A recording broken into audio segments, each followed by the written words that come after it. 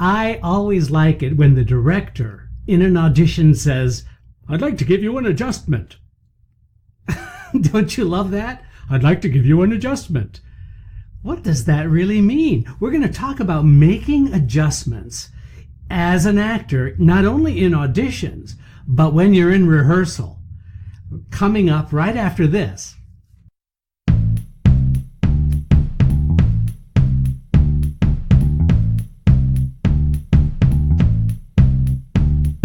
Welcome to Casting Actors Cast. It's the podcast for actors in the business of show with casting director Jeffrey Dreisbach. Visit us at castingactorscast.com for more information. Please remember to subscribe and like Casting Actors Cast. Here is your host, Jeffrey Dreisbach.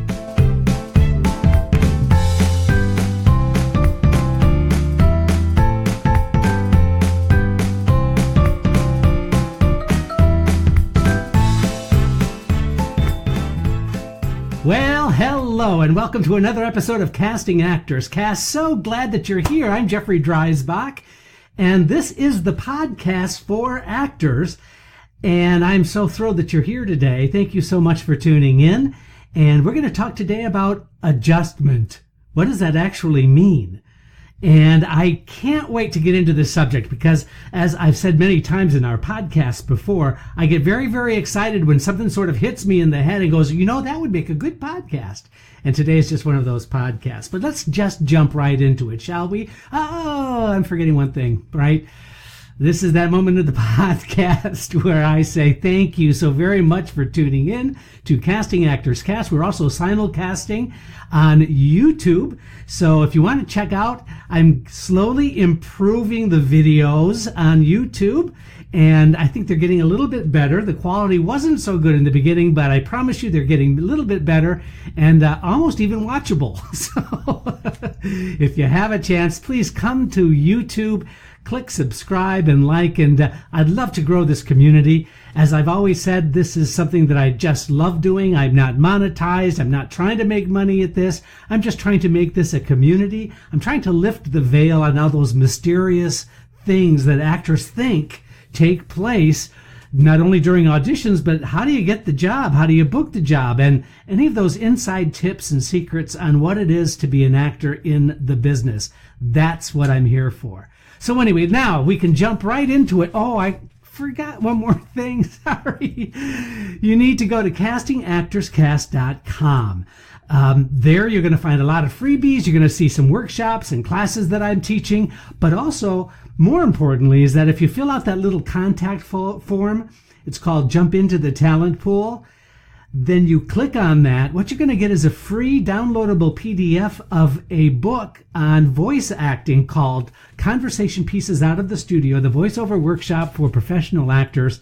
It's a book that I wrote. It's 100 pages. It's absolutely free, but its entire purpose is to help you in the voiceover world if that is something that you're interested in doing. But the comments form, you can just leave me a brief comment, and I would really, really appreciate it because I thrive on feedback. So thank you so much for listening, and let's jump into it now. Making an adjustment. Yikes. That can pose all kinds of interesting problems, and I kind of want to dig deep today about exactly what that is when you get a critique, when you get the director wanting you to change something about your performance. And we're going to go step by step on the psychology of what happens to you when that happens. Plus, I hope by the end of this podcast, you're going to have a really great idea about the right approach when you're asked to adjust something in your performance. So that, number one, you don't go crazy and overthink it. And number two, you understand the real purpose behind a director making that kind of suggestion or comment. All right, so let's get started. I had a really great conversation with Pat. You know, Pat McCorkle started this company in 1979. Well over 50 Broadway productions, 65 plus off-Broadway productions, 60 plus feature films, tons and tons of television projects. And we also do regional theater, many regional theaters throughout the country, like St. Louis Repertory Theater, Pittsburgh Public Theater, Barrington Stage Company. I mean, the whole, I was going to say, and George Street I know I'm getting all flummoxed here because there's so many regional theater things that we do entire seasons for these theaters. So it never ceases to amaze me that you can tell so much by an actor's willingness to take an adjustment from a director and then incorporate it and try to make it work. Now, this can happen in an audition, but this can also happen in rehearsal. And what I mean by adjustment is that the director wants to give you a note. He wants to give you an idea to contemplate. He wants to give you a suggestion. Perhaps he wants to change something that you're doing in your performance so that it fulfills his vision, his idea of where he thinks it should go. But let's first talk about the audition. When the actor comes into audition and the director gives an adjustment, first and foremost, it's really critical that you don't take it as a criticism of your work. Let me repeat that. It's really important that you don't take that as a criticism of your work. In fact, let's think about that. Let's break it down. If the director thinks that you're on the wrong track in a way that doesn't fit into his idea of the way he thinks it should go, then he's going to ask you to make an adjustment. Number two, sometimes a director will ask you to make an adjustment just because he wants to see if you can incorporate that adjustment into your work relatively easily. That goes to the actor's technique, your ability to say, you know what, I think this person is really a lot more angry about the situation than what I'm seeing. So I'd love you to really get in touch with more anger here. Now, the actor can take that critique and say, okay, great. I can take that. Now let me see what I can do to get more angry. Or the actor can say to themselves, that inner dialogue that we all have, they can say to themselves, oh, he really doesn't like what I'm doing. So now that I'm getting a criticism, I'm not sure that this is going to be the right thing for me to do. You see what happens, the difference there? One is, the most important thing is that you must consider this a collaboration. That the director is there just to see if you want to make the adjustment that fits his idea. Now, it certainly is absolutely appropriate for you to say, well, I appreciate that, but can I ask a question about that anger? I'm not sure, because he has to still keep it together because mom is in the next room. So you see what I'm doing there? I'm giving a rationale for the actor to make their case. And the director might come back and say, you're absolutely right. But still, it's touching on something much more deep. In which case you say, I think let's try that. Let's see what happens there. So understand what I'm doing in terms of the example I've just given you. It really is about a collaboration. It really is appropriate for you to ask the right questions.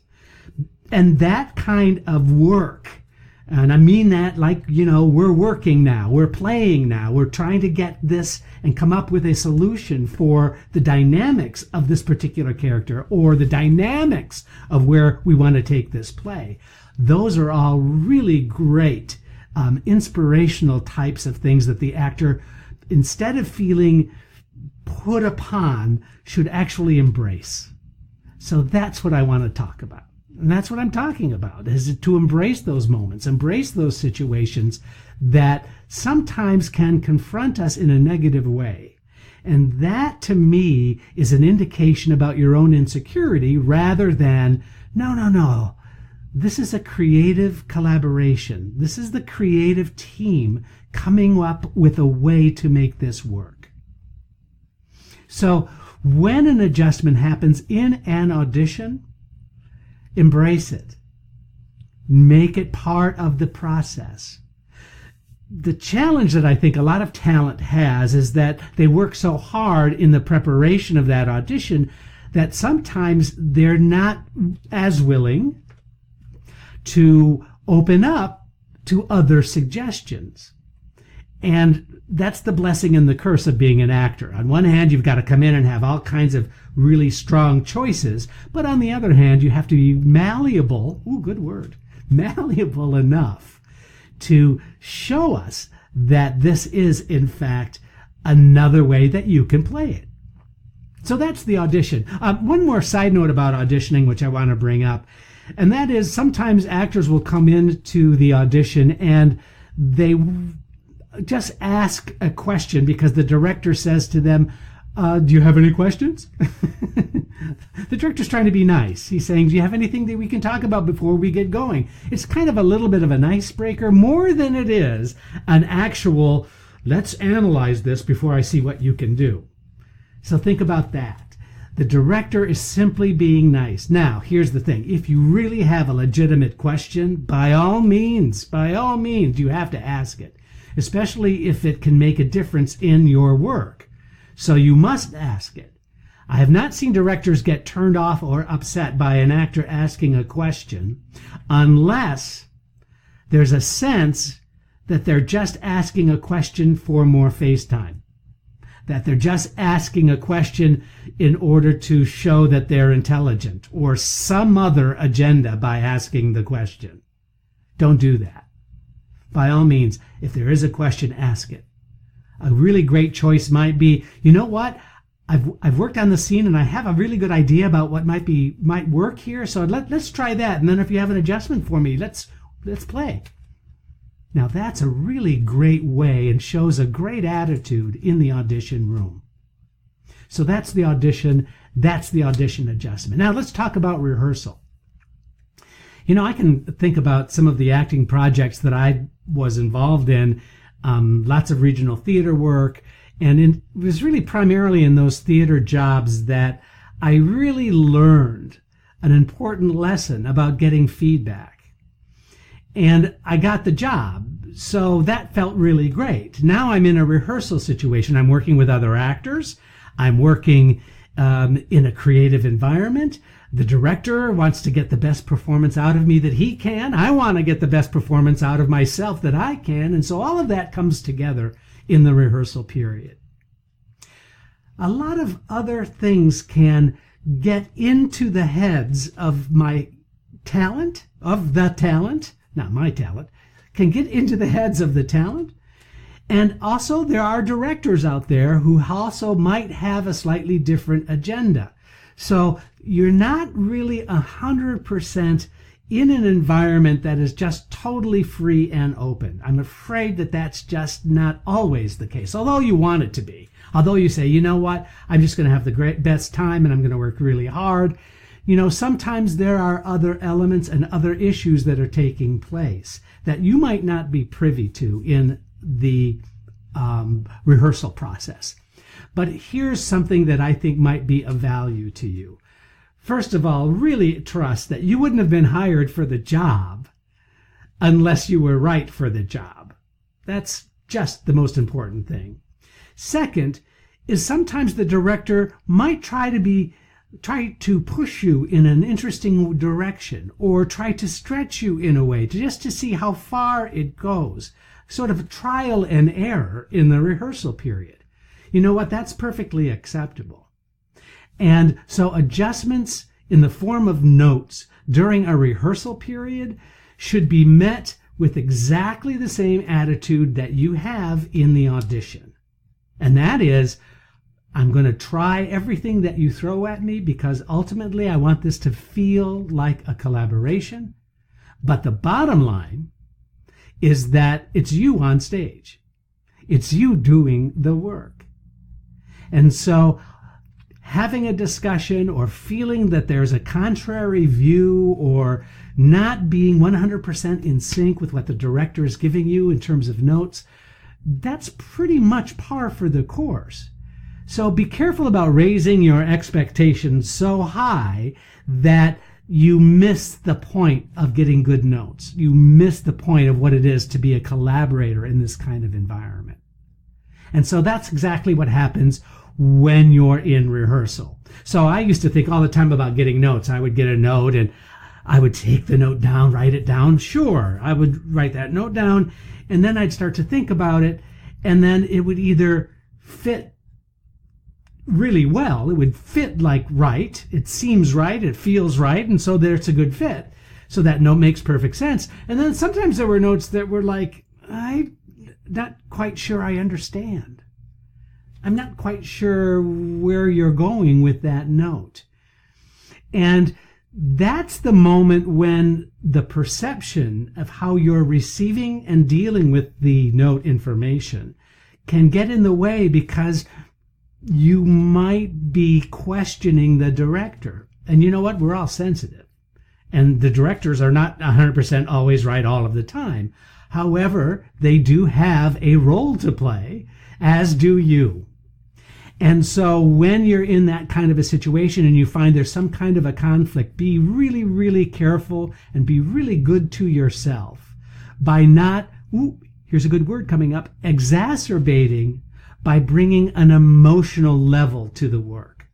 Keeping it consistent, keeping it professional, keeping it in the atmosphere of wanting to work together in a creative way will serve you so well.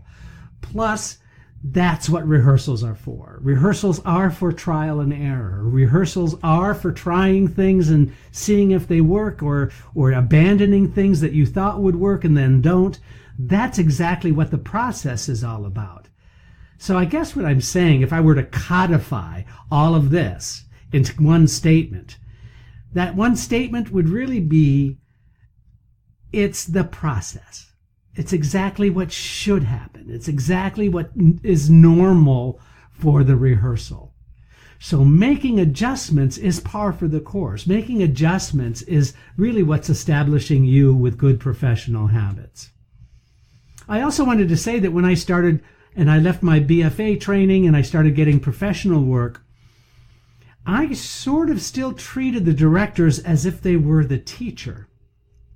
Now, I'm not sure that that's a terrible thing, but I also want to caution you that the director's job is not to teach you. The director's job is to work with you and come up with their creative vision of how they want to do the project. And that's your responsibility to interpret the author's work, your responsibility to work with the director and the other cast members in order to have an excellent experience. Now, I know I've sort of focused a lot about theater here, but these same things apply to film and television. There's a big difference, however. Film and television is notorious for not giving you very specific direction, or, more importantly, not giving you a lot of rehearsal time. Sometimes what you did in the audition is exactly what they want you to do when you're on the set, especially for day player work. That direction doesn't really come unless there is something technical to do, like taking your mark, placement, lighting. Those are the kinds of things that would stop a director from doing it. But many directors aren't really fantastic at working with actors. There are some, of course. And I don't want to, draw a huge kind of negative statement about that. But in my experience, especially in film and television, what you did in the audition is exactly what they were sold on and what they want to see happen when you do the shot. Something to think about. But having said that, it is still a collaborative effort. It is still working together to make sure you have the best optimum outcome that you can.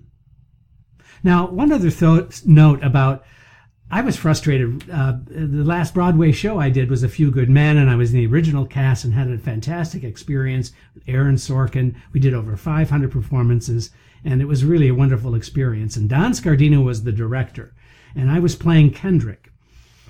And pretty much early on, as I was playing Kendrick, Don Scardino, the director, came up to me and he said, "You know what, Jeff, I just have to tell you, you do this one moment when you're looking up into the sky for some spiritual inspiration," because the character was sort of involved, kind of a Bible thumper or Southern guy. And he said, "And when you look up into the lights and get your idea," he said, "that's just a fantastic moment. I really like that." Now, understand that actors are always starved for compliments, and I'm no different. I love getting a nice compliment. When someone says something nice to me, I really genuinely appreciate it. It really means a lot. And for a long time, I was kind of, I don't know if I would say pissed off or upset, but I was kind of wondering why I wasn't getting more, positive feedback from directors. But now here was Don Scardino giving me really positive feedback, and I thought, wow, Don, thank you so much. I really, that means so much to me. Thank you. guess what? That moment on stage, for the rest of the run of this Broadway show, that moment was never real for me again. It's as if I was hearing his note for the rest of the run. And as much as I love Don Scardino, that just kind of pissed me off, because I could never make that the truthful, interesting, cool moment that it was. So I guess there's a lesson in that, and the lesson here is be careful of what you wish for, because sometimes some kind of positive comment may just do a disservice to your otherwise good acting. Let me know if you really got something out of this today. I'd love to hear back from you. And I look forward to having you come back. Please tell your friends. And don't forget to check us out on YouTube. And if you're on YouTube, don't forget the podcast. It's all called Casting Actors Cast. I'm Jeffrey Dreisbach. Thanks for listening.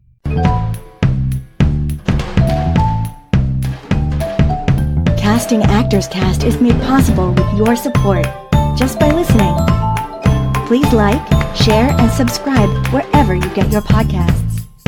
I'm Caitlin Clark.